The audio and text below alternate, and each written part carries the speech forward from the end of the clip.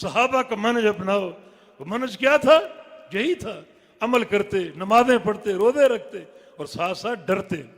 ان کا عمل انہیں کسی غرور اور فخر میں مبتلا نہیں کرتا تھا، غلط سوچ میں مبتلا نہیں کرتا تھا، ساتھ ساتھ خوف بھی ہے، کیونکہ ان کی دوسری نظر قبول عمل کی طرف تھی. ایک عمل ادائیگی، ایک نظر ادائیگی عمل انجام دیتے اللہ کے حبیب کی سنت کے مطابق، اخلاص کے مطابق. دوسری نظر جو ہے وہ قبول عمل کی طرف کہ اللہ تعالیٰ ان اعمال کو قبول بھی فرما رہا ہے نہیں. ڈرتے رہتے، روتے رہتے اسی قبول عمل کے تعلق سے. ہم بھی اسی نہج کو اپنائیں، اسی منہج پر کاربند ہوں. ہر عمل کے لیے دونوں نظریں ہوں. ایک نظر سے ہم عمل کو دیکھیں اور عمل کے حفاظت کے پروگرام کو دیکھیں. عمل کی ادائیگی میں اللہ کے حبیب کی سنت اور طریقے کو دیکھیں.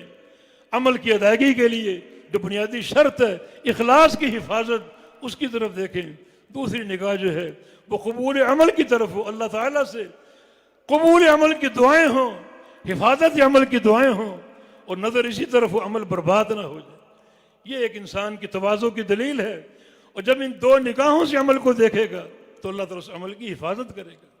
بڑا خوش ہوتا ہے وہ اپنے اس بندے سے جو بندہ عمل انجام دے اخلاص کے ساتھ، اللہ تعالیٰ کے لیے، کسی اور کی خاطر نہیں، کسی اور کو دکھانے کے لیے نہیں، اللہ تعالیٰ کو دکھانے کے لیے. جیسے کہ حدیث میں کھجور کے صدقے کا ذکر ہے، من تصدق بتمرۃ، جو بندہ کسب طیب سے اخلاص کے ساتھ ایک کھجور خرچ کر دے، اللہ کو دے دے.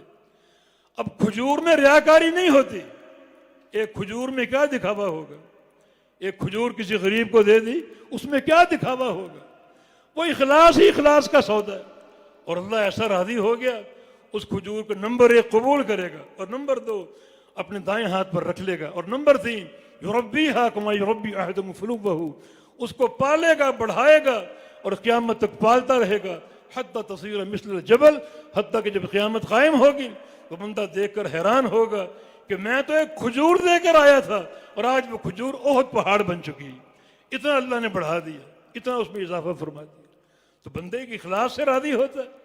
یہ ساری جو بنیادی مواصفات ہیں عمل میں شامل، عمل میں پیدا کرو، عمل میں شامل کرو.